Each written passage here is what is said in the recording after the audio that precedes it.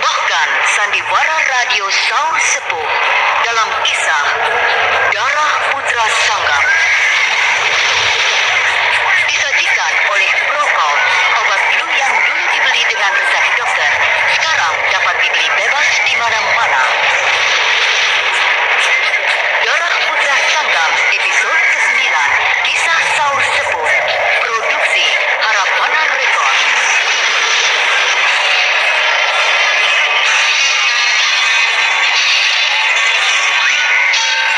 Naskah karya Niki Kosasih, hiasan musik dan sutradara Indra Mahendra.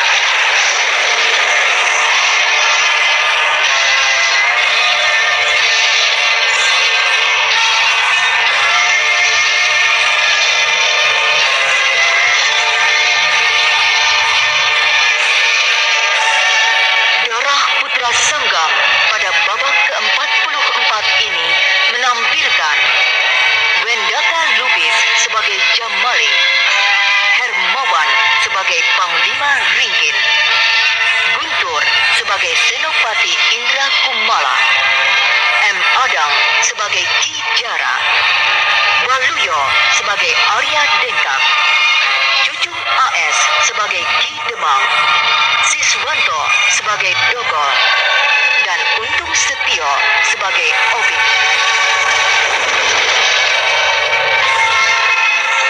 Inilah Darah Putra Sanggam babak ke-44.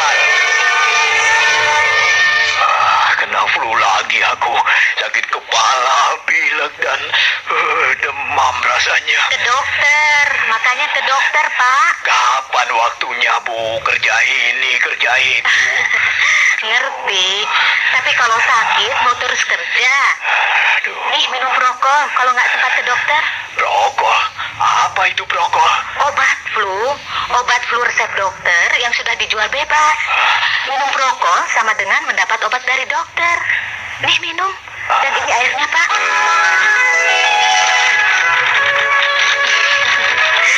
Gimana, Pak? Sudah sembuh? Prokol memang manjur. Prokol, cepat berkhasiat, Anda cepat sehat.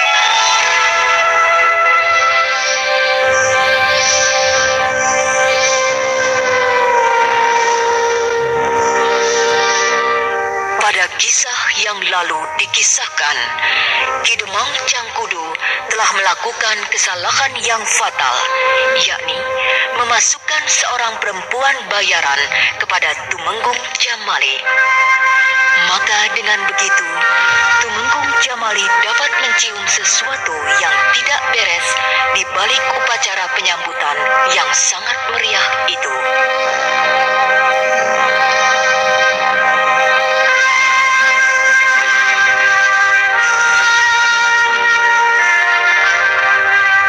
Akhirnya, Tumenggung Jamali mengambil keputusan bahwa dia tidak akan menunggu sampai matahari terbit. Maka malam itu juga dia akan berangkat ke desa Waruga. Namun, Tumenggung Jamali sendiri sebenarnya sama sekali tidak tahu bahwa segala gerak-geriknya mendapat pengawasan yang seksama dari anak buah Ki Demang yang ditugaskan khusus menjaga kamar tidur Tumenggung Jamali.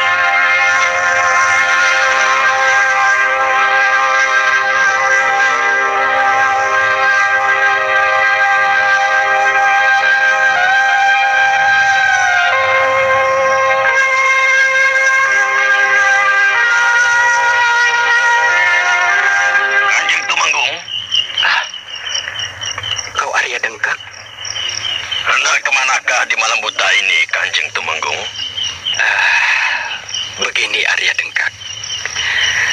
Aku pikir lebih baik malam ini juga aku melanjutkan perjalanan ke desa Waruga. Wah, jangan Kanjeng.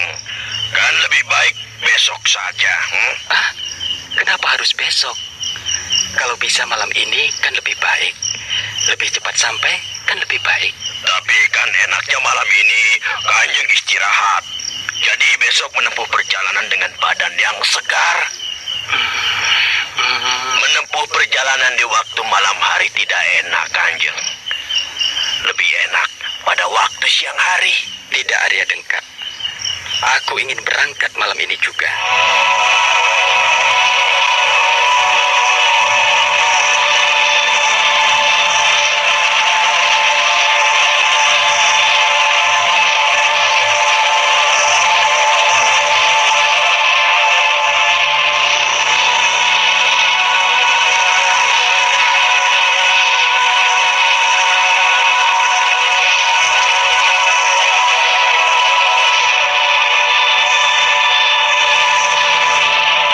Bagaimana Dengkak?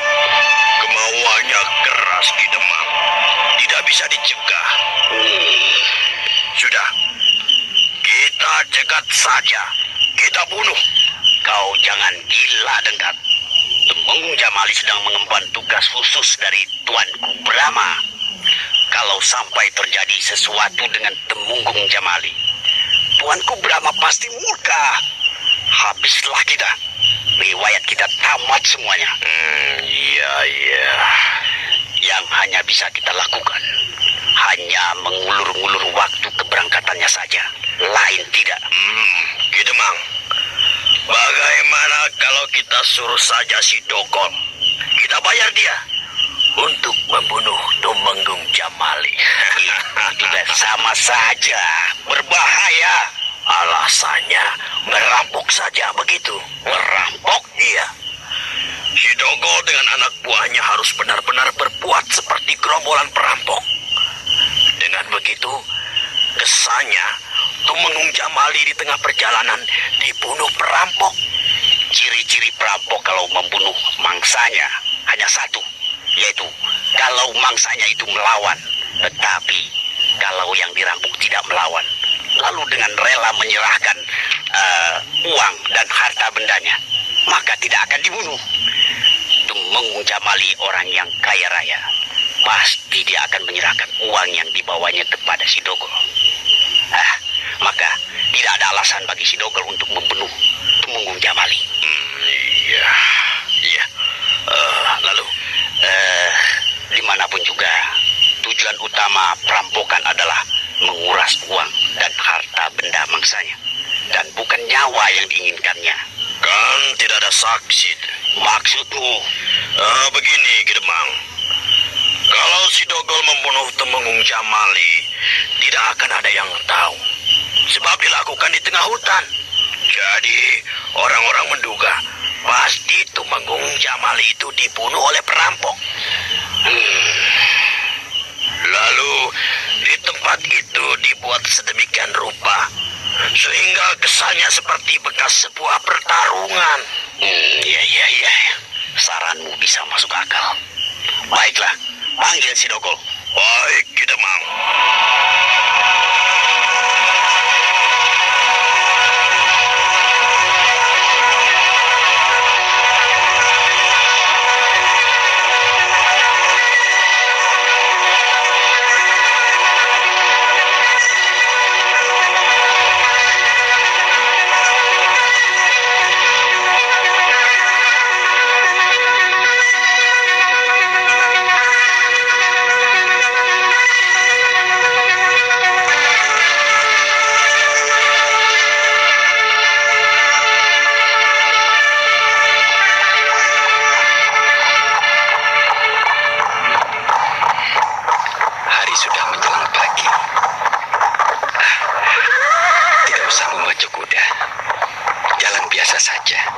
Sambil menikmati segarnya udara pagi.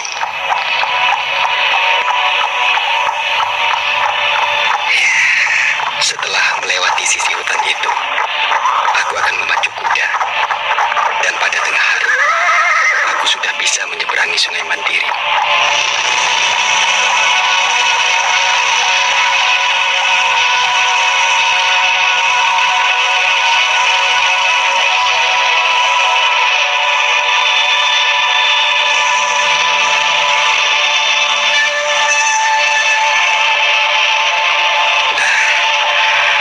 Aku sudah melewati sisi hutan.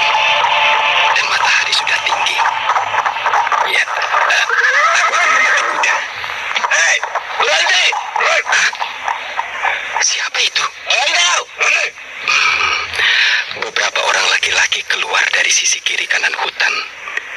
Melihat tampangnya yang seram. Wah, nampaknya mereka gerombolan perampok.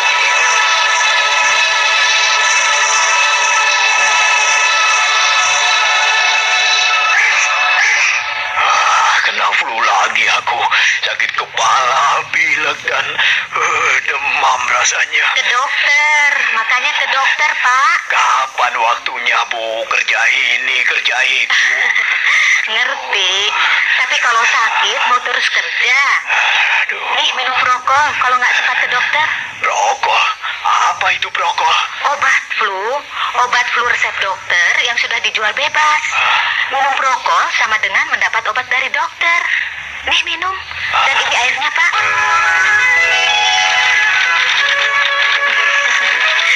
Gimana, Pak? Sudah sembuh? Prokol memang manjur. Prokol, cepat berkhasiat, Anda cepat sehat.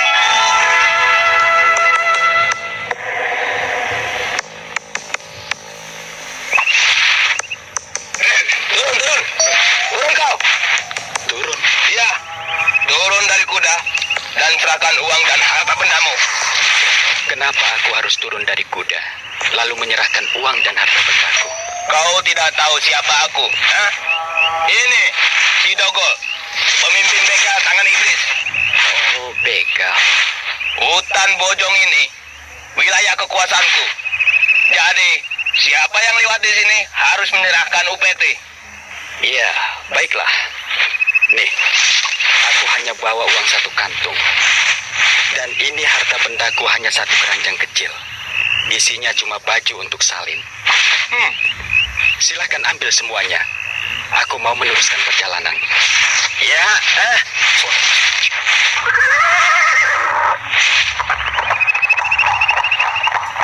bagaimana ini? Dia tidak melawan. Aku tidak bisa membunuh dia. Sudah, bunuh saja tuh. Dia tidak melawan, sapi. Tidak ada alasan bagi kita untuk membunuhnya. Rampas kudanya. Pasti dia marah. Oh iya, benar, kau benar. Tunggu kau.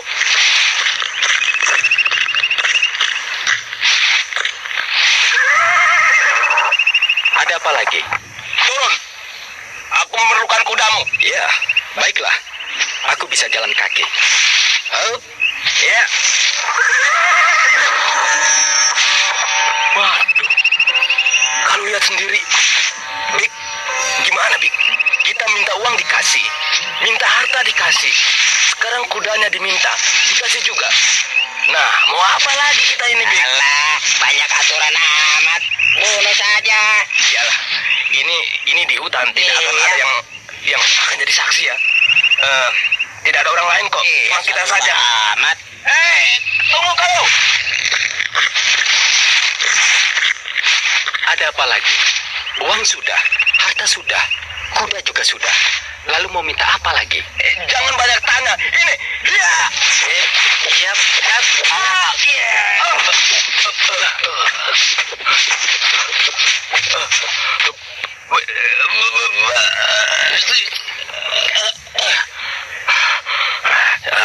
Dasar perampok kelas 3. Dikasih sejengkal minta sedekah. Kebalat kau. Wadia balat. Serang.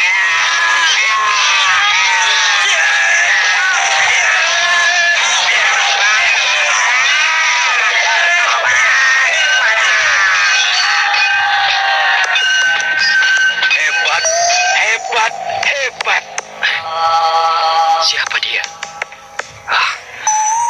Seorang berdiri di atas sebongkah batu. Berpakaian hitam-hitam, memakai topeng kain hitam juga. Mau apa dia? Rupanya setiap pejabat tinggi Keraton Madangkara dibekali ilmu kedikjayaan tingkat tinggi, sehingga dengan mudah dapat melumpuhkan 10 orang perampok yang ganas. Siapa kau? Mengapa memakai topeng? Maaf. Muka saya sedang jelek. Kemarin di kampung ada kebakaran. Saya ikut penduduk memadamkan kebakaran dan muka saya disambar api, jadi malu, jelek. Lalu apa maksudmu menghampiri aku? Aku seorang guru ilmu silat. Oh ya? Ya, Boleh juga. muridku hanya satu orang, yaitu si Dogol, pemimpin gerombolan perampok itu. Oh, jadi kau mau menuntut balas? Iya, begitulah. Jika diperkenankan, Aku bersedia. Marilah kita bertarung. kalau bertarung biasa agak lama. Lebih baik pakai ilmu kadikjayaan supaya cepat mati. Baik. Nah, gerakanlah ajian tapak saketi. Kau tahu ilmu andalanku? Kau sebenarnya bukan orang Madangkara, tapi kau orang Majapahit. Kau tahu? Sebelum kau datang ke Madangkara untuk mengabdi kepada Brahma Kumbara, kau belum bisa apa-apa. Kau hanya sedikit memiliki ilmu silat biasa. Tapi setelah kau berada di Madangkara, kau punya kesempatan yang luas untuk belajar ilmu kadikjayaan dari para jawara Madangkara, dan sudah bisa menguasai ajian tapak saketi. Lah, siapa sebenarnya kau? Kenapa tahu riwayat hidupku? Nanti setelah kau mati, kau akan tahu siapa aku. Berdebah.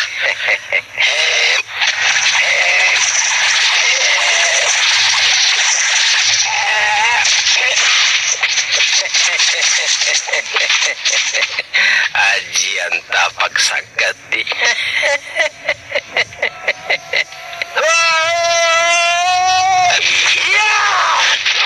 Kena flu lagi aku. Sakit kepala, pilek dan demam rasanya. Ke dokter, makanya ke dokter, Pak. Kapan waktunya, Bu? Kerja ini, kerja itu. Ngerti, tapi kalau sakit mau terus kerja. Aduh, Nih, minum brokol kalau nggak sempat ke dokter. brokol. Apa itu brokol? Obat flu resep dokter yang sudah dijual bebas. Minum brokol sama dengan mendapat obat dari dokter. Nih, minum. Dan ini airnya, Pak.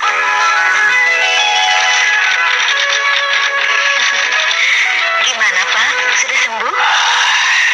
Brokol memang manjur. Brokol, cepat berkhasiat, Anda cepat sehat.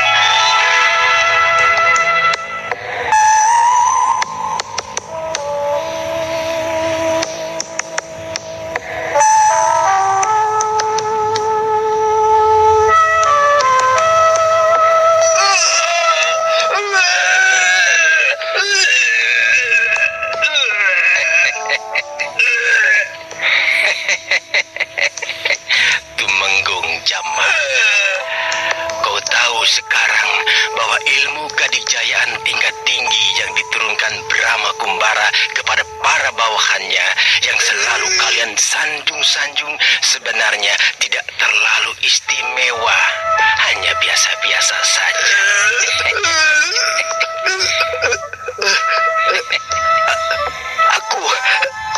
Aku belum menyerah. Kau sudah memiliki jiwa para ksatria Madangkara yang tabah dan pantang menyerah. Tapi aku tidak mau membunuh orang yang sudah lumpuh.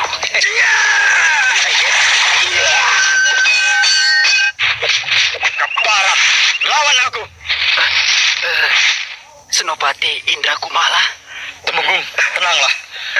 Beristirahatlah sambil mengobati luka dalam. Biarkan saya membereskan manusia sombong ini. Hati-hati Senopati. Dia sangat dikjaya. Prajurit Madangkara tidak pernah gentar terhadap musuh. Oh. Ini yang bernama Senopati Indra Kumala, kepala pasukan khusus kerajaan Madangkara. Iya. Boleh juga. Ke barat.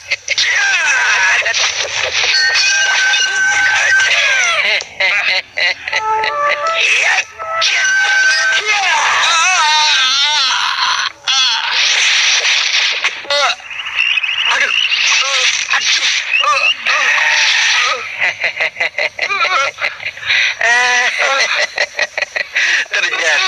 jabatan Senopati Indra Kumala, kepala pasukan khusus Keraton Madangkara, hanya segitu. Aku tidak menyerah. Ayo teruskan bertarung sampai mati. Senopati, mundur! Panglima Ringkin. Tenanglah, Tumenggung Jamali. Sekarang Tumenggung sudah aman. Senopati Indra Kumala, kau tetap kuat bukan? Siaga, Panglima. Duduklah bersemedi. Obati luka dalammu. Baik, Panglima. Manusia bertopeng, perlihatkan dirimu. Rupanya ini yang bernama Panglima Ringkin. Iya.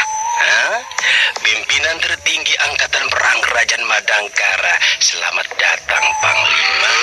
Kenapa kau merintangi perjalanan Tumenggung Jamali? Itu urusanku. Baik, kau telah membuat Tumenggung Jamali cedera. Berarti kau telah mencampuri urusan dinas Keraton Madangkara. Sebab Tumenggung Jamali sedang mengemban tugas. Jadi kau harus berhadapan dengan aku, Panglima Ringkin. Bagiku, saat menyenangkan bisa berkelakar dengan salah seorang jawara dari Madangkara. Ya, baik. Majulah. Baik.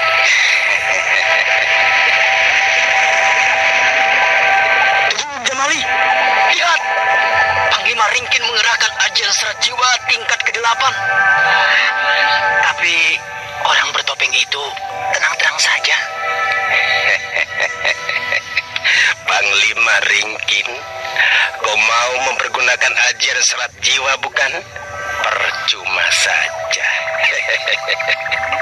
Kau baru sampai tingkat ke-8. Meskipun kau sudah sampai tingkat ke-10 pun, dengan mudah aku bisa merobohkanmu. Ayo, coba buktikan.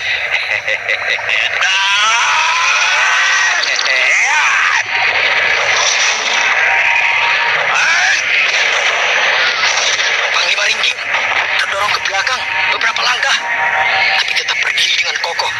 Iya, dan manusia bertopeng itu tidak apa-apa, hanya badannya bergoyang sedikit.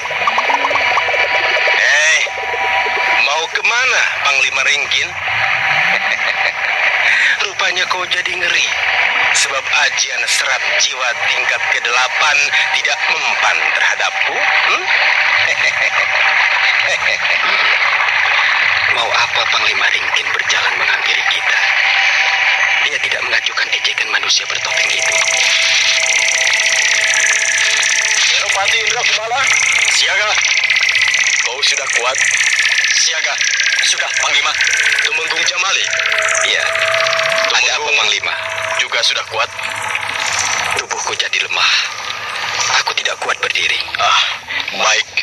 Tumenggung akan saya gendong. Digendong? Ya, kita akan meninggalkan tempat ini. Kenapa? Orang yang memakai topeng itu terlalu hebat. Ilmunya terlalu tinggi. Dia bukan lawan kita, Tumenggung. Jadi? Senopati Indra Kumala, perintahkan pasukanmu yang bersembunyi di balik hutan itu untuk menggempur orang itu dengan panah.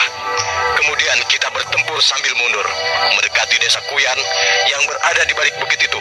Paham? Siaga. Paham Panglima. Mulai. Pasukan! Maju!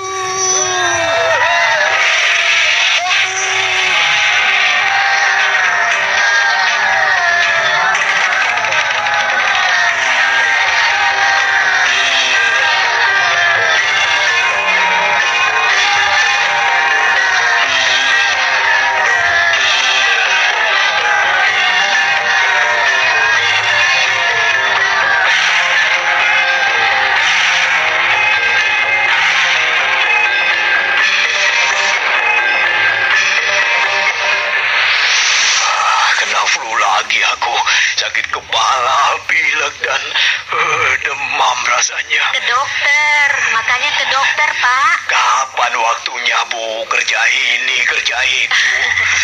Ngerti, tapi kalau sakit mau terus kerja. Aduh. Nih, minum brokol kalau nggak sempat ke dokter. Rokok? Apa itu Prokol? Obat flu resep dokter yang sudah dijual bebas. Minum Prokol sama dengan mendapat obat dari dokter. Nih minum, dan ini airnya Pak.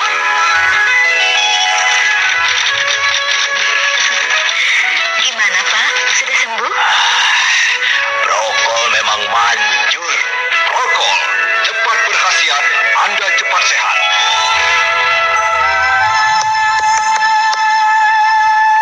Manusia bertopeng itu ternyata sangat dikjaya. Tumenggung Jamali yang mengerahkan ajian tapak saketi roboh.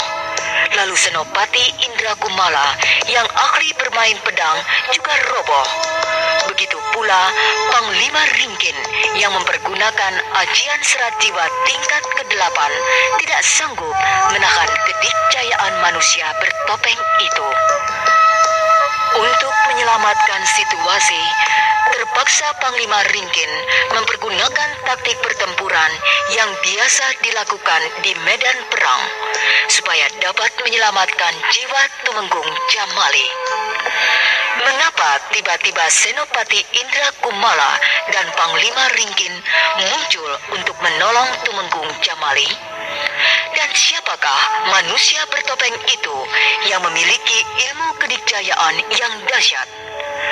Nah, pendengar yang budiman, marilah kita ikuti lanjutan serial sandiwara radio ini yang dipersembahkan oleh Prokol, obat flu yang dulu dibeli dengan resep dokter. Sekarang